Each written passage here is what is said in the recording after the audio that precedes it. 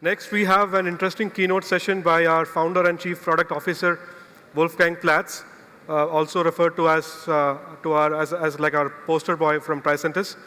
So let me introduce Wolfgang Platts to you. Most of you have seen him because he has been traveling to India for a couple of years. For those of you who don't know about Wolfgang Platts, he brings over 20 years of experience to Tricentis. He founded Tricentis in 2007 as a testing consultancy and laid the cornerstone for the development of the enterprise software testing product, Tricentis Tosca. Today, he is responsible for Tricentis' vision for making continuous testing a reality for enterprise DevOps. And he also oversees the delivery of product-related support and services to our customers. Let's welcome Wolfgang Platts.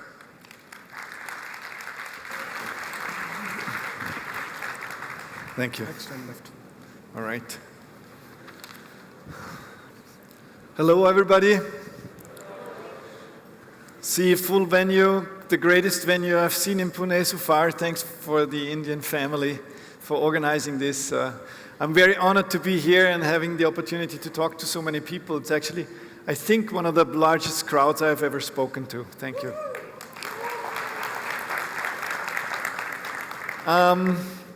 So what I want to talk about is that I learned the most famous name in India is Rahul, but I always thought it was Shahrukh, right? And anyway, we tried to get this guy here because Sanad said we got to get rid of this boring testing thingy. We got to get some real guys here, and all the women here are going to love it.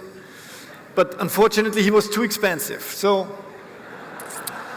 that's one thing. The other aspect I'm going to come to in a second, why he's not here, okay? But before that, I studied the movies where this gentleman plays in, and what is the most favorable term that is used in this movie? Give me the word. What was it? Love. You know it, huh? Love and desire and these things. So, you know what love does when you read love?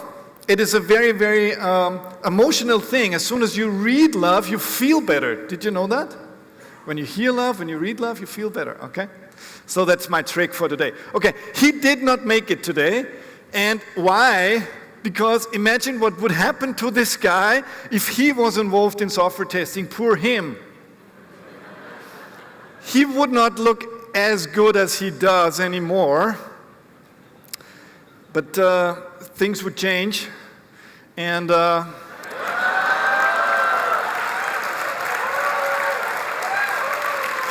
and we don't want to get him there, okay? Okay, cool. Good. So I got to talk about some serious things with you. Future of testing, digital transformation. And before I do that, I have one final question. Have you made your bed this morning? Who has made their bed this morning? All right. This is very, very useful. We're going to come to this in a second. You know that we are here as a global company, and I'm super proud to point to especially this yellow point here, which is India, our Indian presence. We have about 75 people now, but we are growing rapidly to 100 and beyond.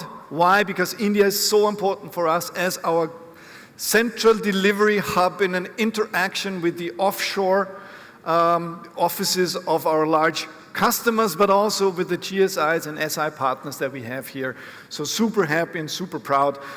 For those ones who do not know yet, we are the ones to be called a leader from all the analysts, from a Gartner, from a Forrester, from an IDC. This is like you have been elected by all the large rating companies in the world to be a AAA rating. Nobody else can claim that. So this is super, super relevant to us. You've seen already a glance about what we are offering, the Tricentis continuous testing platform. Let me reiterate that very, very briefly, but I'm going to walk over then in a second. Agile dev testing with the merger that we have done with QE Symphony bringing this cutest product to us, fully cloud-based. Then we do have on the very right side load testing, also fully cloud-based. Our analytics that is going to go crossover cloud-based and automated continuous testing, which we piece by piece are going to provide in the cloud as fast as the underlying technology allows. So you see that we have a very, very distinct focus on moving things into the cloud. So, but what I want to share with you today, I want to talk about briefly about test automation in an agile enterprise. I want to talk about impact analysis. You have heard Weibach already talk about it. I'm going to go a bit more in depth to explain what this does. And last but not least, Convergence of Automation. We have seen our booth out there on the RPA side. I want to share with you why it is so relevant. So, going into test automation in an enterprise, and the emphasis is really the enterprise. I want to share an example with you that has not made it to the front page, but it's true. And it's true about a company that is supposed to be one of the most agile and advanced companies when it comes to IT in the world. And this is Uber. And the story I want to tell is that in 2015, Uber was already doing great with a valuation of north than 50 billion US dollars. They only had 200 developers, supposedly being an IT company. So what was happening was that people were reaching out to them and their investors were reaching out and said, hey guys, that's not the right answer, 200. You're an IT company.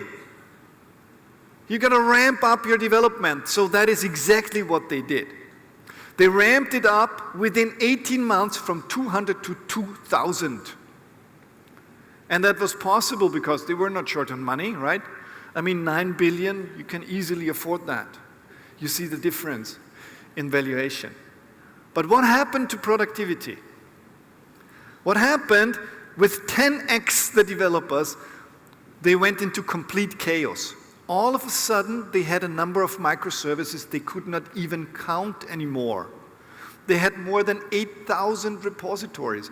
And the productivity increase, the official productivity increase was 10%. So with 10x the people, they got to 10% productivity increase. Official stats. If you hear behind the lines, you will find that they didn't even get to that. They completely stalled. It was back to the 200 they had before to check in code. The others were just playing around. So what happened? And I think that is something that we see happening today in a lot of enterprises. That's why I need to share it with you. It is so relevant. I need to admit it is not mainstream, but it's true. So what happens when people go into agility and they ramp up the number of teams? On the other hand, you would expect the productivity to go up. You see a linear behavior here. This is what people would have hoped for. And this is what they get. With the first 3 to 8 agile teams, they get what they had hoped for. And everybody's enthusiastic now. This is awesome. Agile delivers the promise. What do you think? Who is in these teams? The best people or the worst? The best. So when they now try to scale, this is the Uber line. Things flatten out. But you know what happens when real enterprises do that? Things are getting even worse. And this is total productivity. Productivity would decline with the size of the endeavor. And let's talk about what the reason is for this and why it happens. Because there is still this big enthusiasm about agility out there. Is it not true? A lot of people have run into this phenomenon now. We see our customers going from an Agile 1, where they've run into this behavior, now to an Agile 2 to make it better. What is the cause? And in order to get to that, I want to share this picture with you. Are you familiar with commencement speeches? Who's heard about that? This is this is a habit in the United States. Whenever people graduate from the very, very shiny schools, there is going to be a commencement speech by somebody who's really famous, really important. There is a great commencement speech from Steve Jobs, for instance, which I really recommend you to see. And there's also this one from a admiral of the US Army. And he calls it, "Start by making your bed." This is why I wanted you to share with me whether you have been making your bed. What he's talking about is that when you go forward in life, you want to make sure that you achieve little goals each and every day. And you get to a certain routine of success that's going to drive you forward. And making the bed in the morning is the first little success that you can get. The first thing you have achieved. So I started making my bed after this. And you should too. But what he also talks, and this is way more relevant to what we're talking here, is how do you become part of the Navy? The Navy SEALs. You know what the dropout rate is? 100 days of torture. You know what the dropout rate of that is? 75%. Only 25% go through it. And what comes out of that is agility. You would not believe it. The SWAT troops that they get out there are truly agile.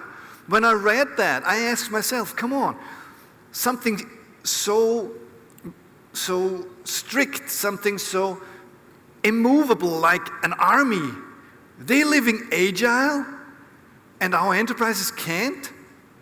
Why is that the case? So what we need to have a look at is how people behave when it comes to autonomy. And I want to share this with you. Who is familiar with delegation poker? Whoa, one. Okay, what is this? When you have an Agile team, there is a recommendation that you let the Agile team decide to which extent they want to drive the decisions autonomously or to which extent they get guidance, governance, command and control. So on the very left side you would see a tell which is fully command and control. People tell them everything. And on the very right side, number 7, this is full delegation. Meaning you give them a goal, but the team can do whatever they want. And there is 7 cards in total. Now, the funny thing is, when you ask a team and you play the cards face up, meaning everybody gets all these 7 and needs to choose one of them and throw it in the middle of a table. When you play face up, what do you think people are gonna go for out of this 1 to 7? Any guesses? Give me a number between 1 and 7. 6, 7, 4. It is a 6 or a 7. You know why? Because nobody wants to be a coward, right? We can do things on our own. We don't need to have that control. Officially. Officially. And as soon as you turn the cards around and you do the game again, you know what then happens? A lot of people would vote for a 3 and a 4. So meaning, when we are anonymous, we are more telling the truth. And a lot of people do not feel comfortable in having to take all the decisions on their own. What we find out is that pure agility, the pure let loose and do whatever you want, is not even comfortable to a lot of people. So they do not perform. And that means as more as you grow, the more these people are going to come into the play, and all of a sudden you face a decline, which is because you throw this overarching burden of complete freedom on these people. To some extent, freedom is an elitary concept. So it is good for like the SWAT troops to be agile. But when you go for an enterprise to move, you gotta be way more diligent. And what we see is that depending on the size of what you do, there is different methodologies that you should go after. A Kanban, a Scrum, is really just on an employee team level. But when you grow an organization to departments, divisions, enterprises, this is not the right answer. This is going to be set up for failure. You need to have something like SAFe, the Scaled Agile Framework. And guess what this does? It reintroduces structures that pure Agile would have never expected to happen. It reintroduces the bad words like governance. And all of a sudden, somebody needs to orchestrate the whole thing. Otherwise, chaos isn't here and everything is let loose. That is the organizational answer. But what does it mean from a testing perspective? From a testing perspective, what we see is that when you grow Agile, the teams start to struggle when it is about understanding the larger context. It's not that they're not smart enough. It's just because they don't give a damn.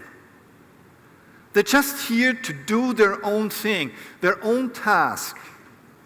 And what it means from the perspective of a pyramid, of a testing pyramid, is that given all these different layers, the Agile teams would just focus on unit tests and a bit of integration.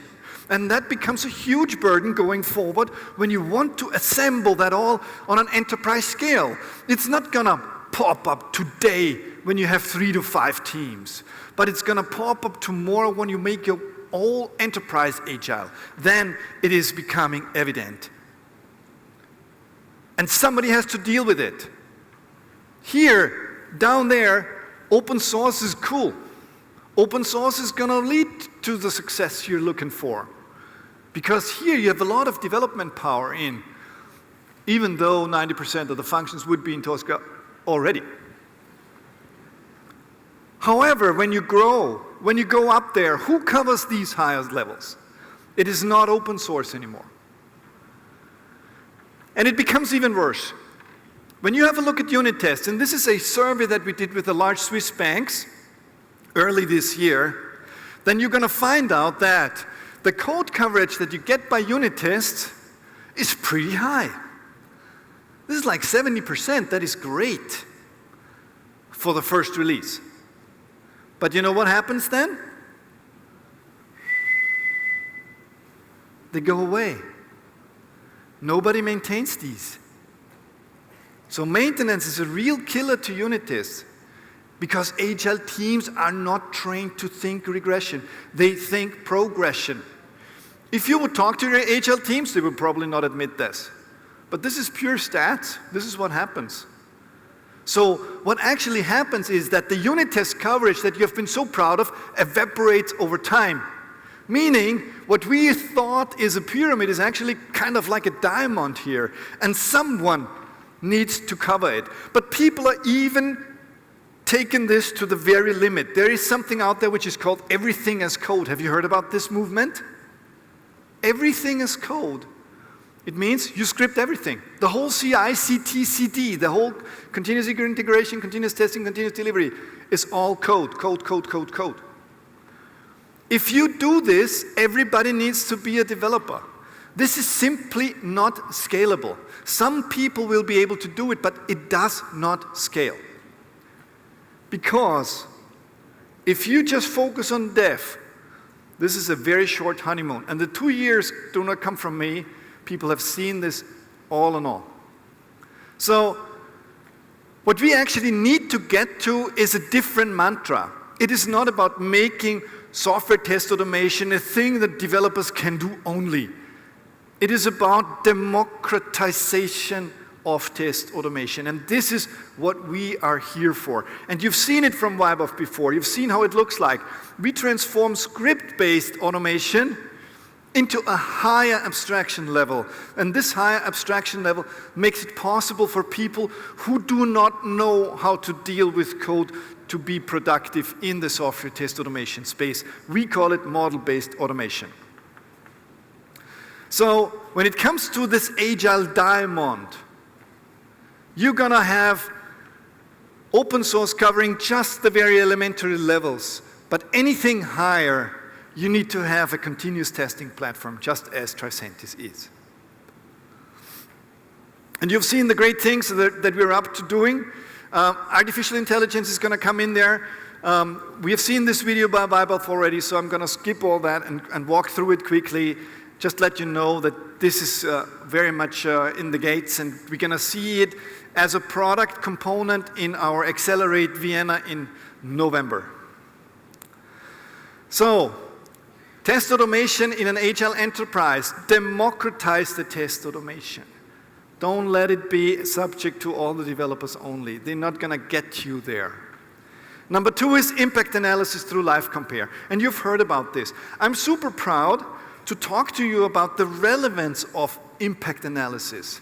Out of the largest 2,000 companies, how many of them have SAP as their core backend? Any guesses?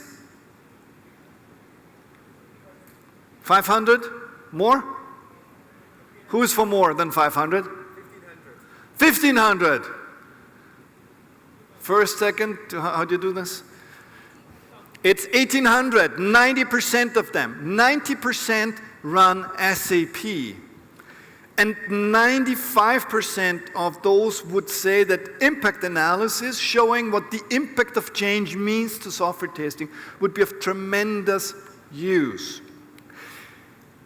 I've been invited to SAP in Waldorf last week, and I've been waiting for this meeting for damn net 8 years. And now they understand that they need to work with us, because we're going to be the ones to make the automation happen that needs to be provided for these 1,800 out of 2,000. So, what does Live Compare do? Imagine you have a big SAP system, more than 3,000 objects. And as you know, there's the standard, but there's a lot of customizing involved as soon as people make SAP systems productive. Now, and imagine that you have an upgrade, you have an update, you have an enhancement package, or you even shift into HANA. All of a sudden, you would need to test all these 3,000 objects, unless somebody tells you what is impacted. So impact analysis would drive this down to the impacted objects, which is a great improvement, and that is a capability offered by SAP with their BPCA capabilities. However, we take this substantially further, because what we do is we drill it down to what we call the most risky objects. And the great thing about this is that there's an AI-powered assessment coming into play that allows to shrink down to this stunning number. What we do basically is we take both the usage and the depth, the technical depth of these objects into consideration, and assume you have a changed object, which is a technical thing in the back. We're now going to analyze the path to the testable object. That is the green thing here, and taking the usage and the depth into consideration, we find out what is the most optimal path to test this. In this particular case, it would be the transaction VA02. This is how we shrink things down so dramatically. But there's an integration to Tosca already set up, and this would allow for these most risky objects to be projected onto what is there in Tosca already. So you would find out the objects that are covered by test cases, but also about the objects not covered yet. Those ones we would call a test gap, where we need to build tests for. The other ones, the blue ones here, would drive the execution that we need to run in order to make sure we are on the safe side by the changes that have been implemented. So this is what Live Compare and Tosca do together. What it means for you as a customer is a dramatic reduction in effort, a significant increase of speed, and significantly less defects in production. So all great things. So having that said, impact analysis is really a boost to efficiency. So we recommend everybody to go for that. And here comes where we're going to go as a company. The concept, the principle of this impact analysis, which is now fully featured under SAP, is not technology bound per se. So you're going to see us expand this capability, technology after technology after technology. And we have already brought it up for Java. We have a prototype here for .NET. JavaScript is going to follow, so keep you posted on this. It's going to change the whole industry. Last but not least, the convergence of automation. We have the greatest engine out there. You heard Vaibhav talk about more than 150 technologies that we cover. Nobody does better. And we asked ourselves, with this powerful engine, would we only want to use that for the car in the left, which is a Porsche, or the car in the right as well, which is an Audi? By the way, in real life, it's the other way around. When you buy yourself a Panamera, you get an Audi engine. Did you know that? Huh? Porsche drivers are not so happy about that. So, but the idea is to reuse this great engine from a test automation purpose for a robotic process automation purpose as well. And here, all these technologies come into play and make it so strong. What is so great about RPA is the speed of the ROI, of the return of investment. Why is the speed of this return of investment so high compared to software test automation? When you do software test automation, the need for repeated runs comes from more builds and releases. And usually when you come up with automation, it takes you like 3 to 4 runs that you would do manually to be on break even, okay? However, when we do RPA, it is not builds and releases driving it. It is the other dimension, which is the number of records that need to be processed. So you get to an ROI more or less instantly. And this is why so many people jump onto this. We see a huge movement going on RPA. But both of them, software test automation and RPA, have one thing in common. And I want to come to this. When it comes to change frequency, the change of the underlying processes, then certainly software test automation is way more on the change side than RPA is, right? Because RPA is production. However, what about the other relevant dimension, which is the impact of change? What if automation breaks? If you want to compensate for an automated test, it is not that painful because you're going to run your test manually. But imagine customers have thousands and thousands of people sitting in their business process operations centers today, which they're going to partially use for other tasks and get out of these business process optimization centers. And then imagine the bots break. All of a sudden, it's going to take them weeks to process customer requests, which is a catastrophe. So the change impact is higher, way higher on RPA. So these two dimensions aggregated underline the need of resilience. Your bots need to be resilient, as they need to be resilient in automation, in software test automation. Resilience is not about not producing the need for maintenance. It is about how fast can you correct it. And this is the second great topic that this commencement speech is going to hold for you. It talks about resilience.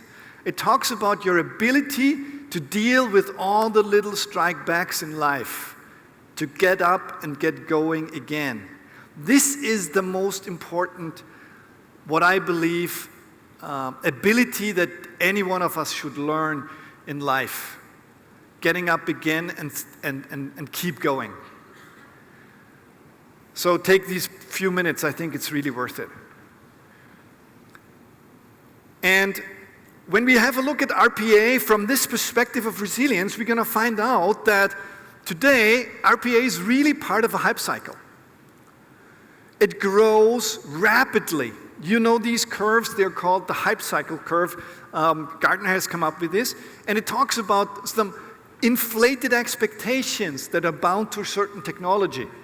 We see RPA on the rise. Very, very soon it's going to hit the tip, I'm sure, because people are taking it on so rapidly. But then they're going to find out, wait a minute, bots break. And bot downtime is the most painful experience that you can have. And I believe that there is going to be a second wave, the second wave being dominated by the one to solve resilience better than anyone else, and this is Tricentis. So the minimization of bot downtime combined with the broadest technology support that's going to lead to the highest number of unattended bots is going to be the winner in the run. So what people now talk about, given these two big automation movements, software test automation and RPA, is, wait a minute, we should actually bring it to a higher level, which we call an enterprise automation roadmap.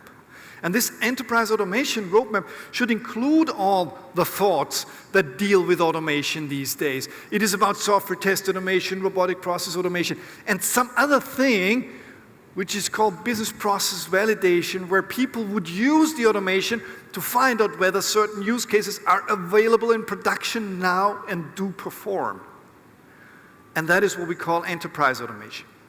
And this enterprise automation is actually a bigger play, centered around the customer journey.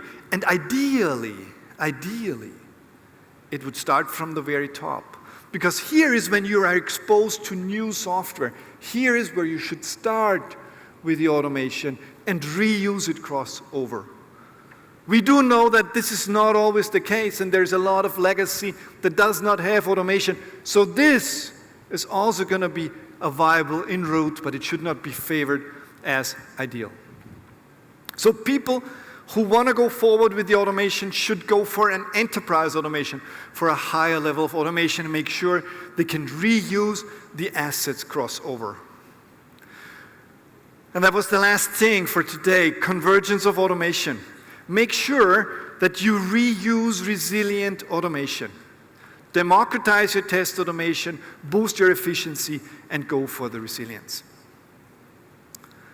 Don't forget to make your bed in the morning, right?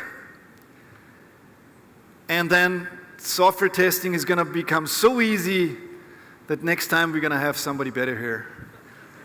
Thank you.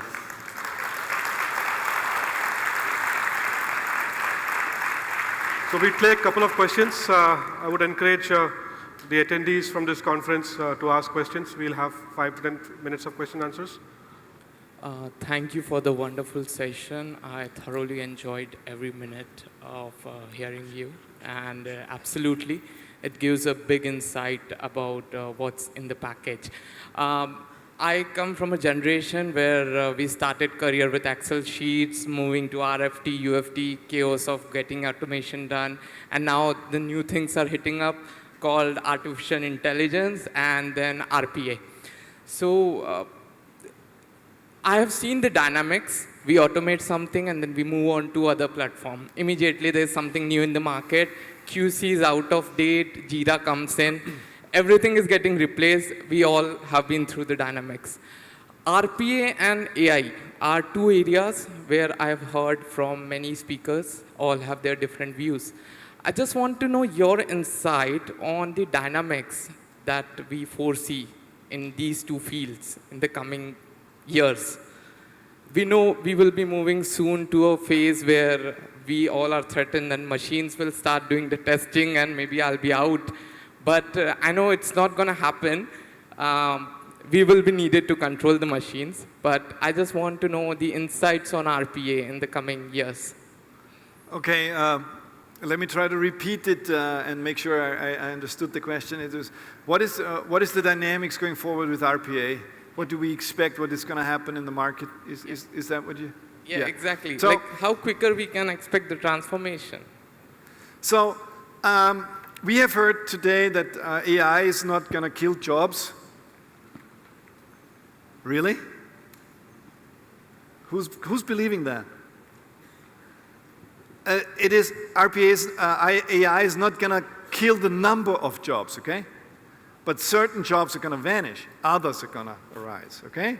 But certain jobs are certainly gone. It is not that everybody becomes unemployed. Why would we go for this AI if it doesn't make our lives better, right? I mean, meaning don't have to work as hard. Why would we do it? So it's going to completely change the entire society, completely.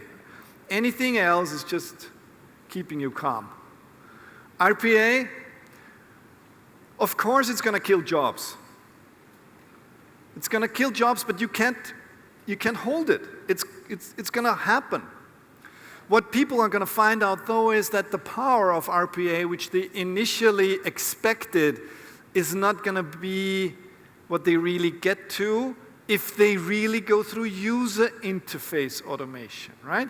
I mean, there is this big incumbent out there who has user interface automation even in their name. You know which one I talk about? So what I believe is going to happen is that RPA, to a large extent, is going to make up for the deficits of the IT centers of the large enterprises.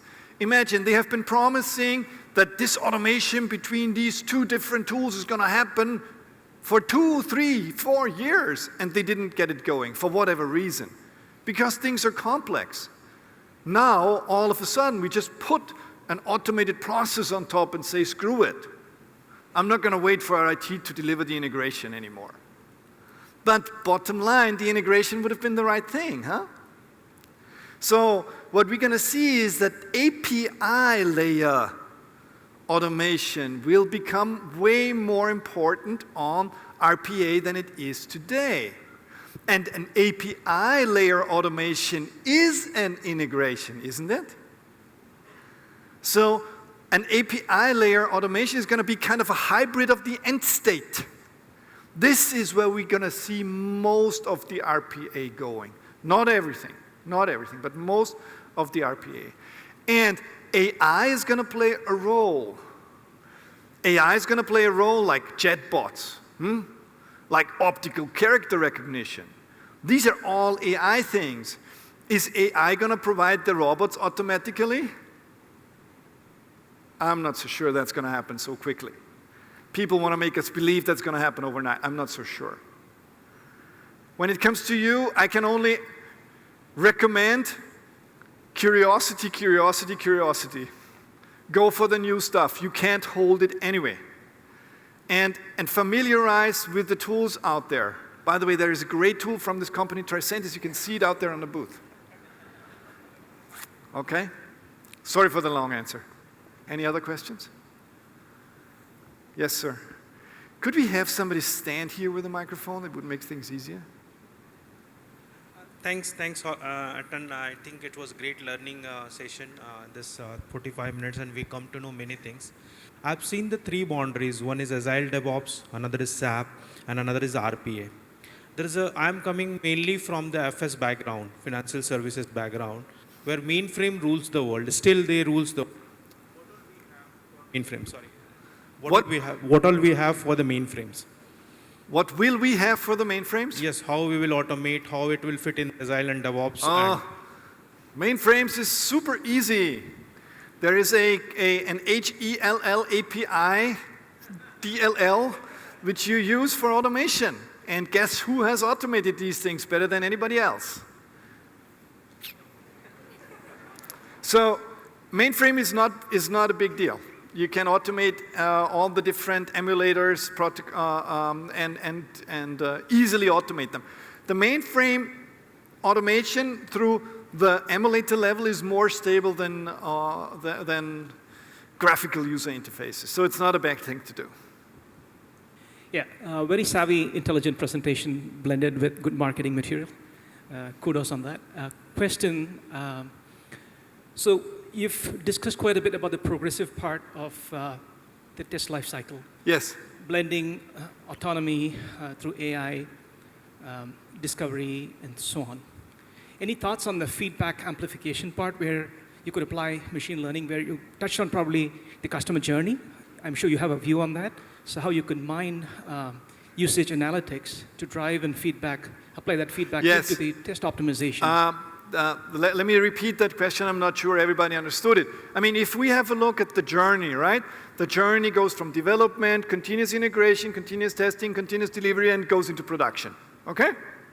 So the question, if I understood it correctly, was, hey, why don't we make use of production data to feed it back into both our development cycle and into our testing cycle to make it even more efficient, right? This is exactly what we're working on these days. So we're collecting log information from production and feed it back into the life cycle of software testing, okay? This is one, you've seen the Finacle racks. Finacle racks is shooting us real interaction logs.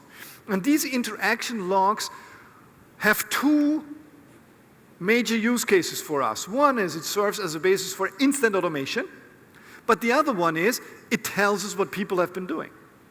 And through this, we can factor information back in to get to what is the usage relevance of certain operations and drive the test need through this. This is the other way of doing impact analysis. There is an impact analysis that comes from production logs, and then there is an impact analysis that comes through code analysis, okay?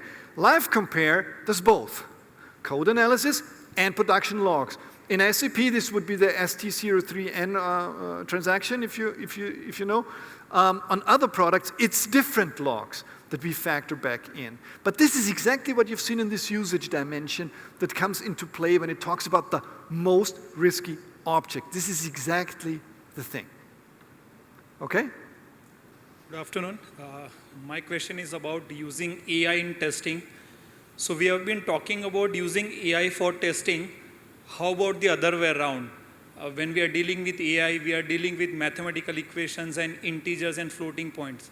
So how do we test the AI itself? Pooh, that's a difficult question. I think that goes almost back to philosophy. I mean, as you know, what does real AI do? Real AI has a very large set of incoming data, and it projects that on a comparably low number of different pictures or recognitions, patterns that come out there. Ideally, it's super simple, right? You provide a tissue, and it says cancerous or not. It's a 0-1 decision, huh? And for this, you need 10,000 and 10,000 and 10,000 of tissues to do that. This is what AI would do. How can you test that? I mean, you get to the result with a certain probability, 98% or whatever. You test it through experts looking at it. But there, per definition, cannot be any algorithm better than the human being. You know what I mean? It's a catch-22. How do you test AI? You need to have a higher verification instance that says that this algorithm is now configured correct. The learning provides the right result. Regression test of AI, it is not so much about testing the AI nucleus per se. It is about testing systems that rely on the outcome of AI. AI is going to be woven into the systems. And then it is going to provide certain output on which layer, all of a sudden, then you have logic and algorithms and things that are really working for testing. What you can do, though, for AI is very similar to a regression test of a deterministic algorithm. You can apply whether the system still decides in the right way if you bring new data in, you know? So that you do not compromise the algorithm config that has been achieved before. And this is something you can do. That is pretty simple. So it is not going to revolutionize testing. It's not going to do that. It's pretty straightforward. No miracle. Thank you. In the interest of time, we'll take other questions offline. I would request Vaibhav Patil to come onto the stage and hand over a bouquet to Wolfgang Platts.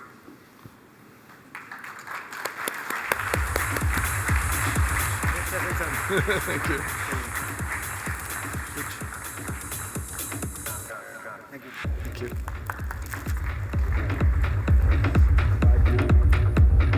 Thank you, Wolfgang, for that presentation. Next, we have a lunch break session, and I would request everyone to come back at 1:20. But before that, let me give you a brief walkthrough about how the sessions are going to be divided. So this hall where I'm standing right now, this is the Sabha 3, and we are going to have the panel discussion. We'll have customer case study. We'll have a session on career opportunities, and then we'll also have my Tosca journey in this session, which is Sabha 3. The middle half is called as the Sabha 2, where we have a session on Q-test, Tosca automation journey, and cloud-based load testing. And the last part of the hall is called the Sabha 1, where we have SAP test automation, best practices in API testing, and also test automation expert by Thomas Worthen Academy. And on top of this, we are also going to have a session on the first floor. We have blocked the first floor meeting room 1, where we have a full-fledged 3-hour program for automation engineer level 2 and TID course. On top of that, in parallel, we'll have 3 executive connect meetings with Infosys, Capgemini, and Accenture. So please make sure that you go to the respective sessions and you take the most out of this conference today. Please be back at 1:20, and we will begin soon. Thank you.